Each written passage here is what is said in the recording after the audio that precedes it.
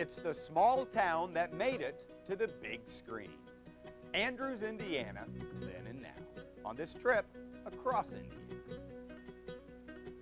Across Indiana is made possible by financial support from viewers like you and the Indiana Historical Society, an independent nonprofit organization committed to preserving the best of Indiana's heritage since 1830.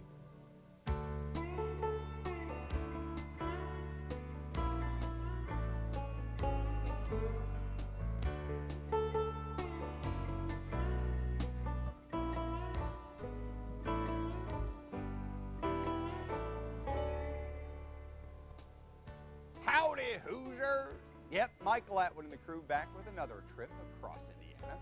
Let's see, a bicycling preacher, a specialty shop, and lots of red tractors on this journey. But our first story takes us to the movies. With today's home video cameras, future generations will be able to review the history of their families and surroundings simply by hitting the play button on the VCR.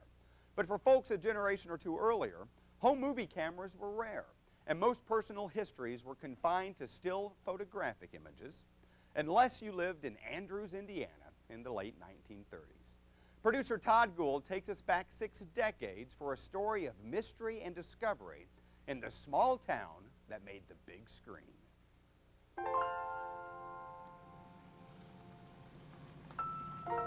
It was a typical small town. We had our own bakery, we had our own bank, we had all of this stuff that we don't have anymore.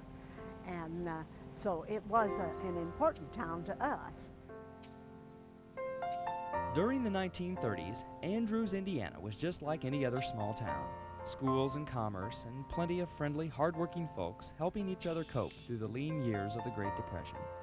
But one day in 1937, something special happened to Andrews. It was the talk of the town. When we got together that evening, when we met other people, they said, "Hey, did you know they took a picture of Andrews? That we're going to be on film, and I'll just, we're going to make a movie." On a chilly spring day, an independent film company rolled into town to document the people and places that made Andrews special. Oh, we thought we were something, be on camera then. Back them days, you didn't see too many of them cameras out going like that there, even out here on this blacktop right here. This was all concrete, and they've blacktopped over the concrete now. But the camera guy was standing right there shooting right at us. If we come out, we prayed it out while they faced that way. We come out as graduations of the classes, like from the little kids on up to the high school, and just by room. Well, we all marched out with, a boy and a girl, and we held hands and marched out. Well, of course, when you're a third grader, and you hold a boy's hand, that's really something. And then giggling, we were all giggling and carrying on like that. My father had a coal yard. His offices are back here, and we hauled coal, brother and I. There were 7 of us boys, but 2 of us was left, the last 2. The youngest one was the one that hauled the coal. I got 25 cents a ton for shoveling it 2 ways, so that was big money. We were movie stars. I worked at Kitchen Maid. It was Kitchen Maid at that time, and we brought the mail. I brought the mail up from the office every afternoon to the post office.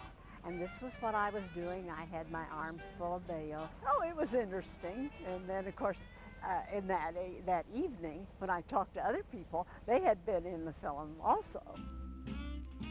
Every citizen of Andrews, from the workers at the Kitchen Maid factory to the cooks at the bakery, even the local fire crew, paraded their civic pride before the camera lens. Curiously, no one could remember the name of the film company or their specific intentions for the film. As quickly as they came into town, they disappeared. Weeks later, 2 brown boxes arrived, containing an Andrews anthology on film. When they brought us in, I do remember we went up and all got together in that one big room up there, and they showed the movie to us. But it was quite exciting. See yourself on movie back then was really a treat, After the movie's premiere, the film was returned to the 2 brown boxes and put away for safekeeping. No one saw them again. Mysteriously, Andrews' grand production was lost forever. That is, it would have been lost forever had it not been for Alice Clouser. More than half a century after the movie was made, Alice was working as the town's librarian. An enormous stack of old newspapers had been piling up in the back of the building, and Alice decided to transfer the papers to microfilm. As she plodded through the dusty prints, she made a remarkable discovery. When we were working on the newspapers that were going to be microfilmed, we found the film. There was a showing then in the film gym after the film was made, and then apparently was brought to the library. The film was brought to the library and was in the catacombs, you might say. Alice's husband had the films transferred to videotape. Once again, Alice and her family relived the excitement of their big screen debut. Soon word got out about Alice's discovery, and folks all around Andrews requested copies of their small town history on film. Andrews is where my friends were, and this was my home, and it always will be the old home place. And I loved it here. I love Andrews. I always enjoyed Andrews, but the thing that bothers me most of all are the tearing down of the buildings, and it's no longer, we don't have the grocery stores, and we don't have the drugstore. All of the things that we see in the film are no longer here. We have lost a lot of our heritage in that way, and this film brings back our heritage.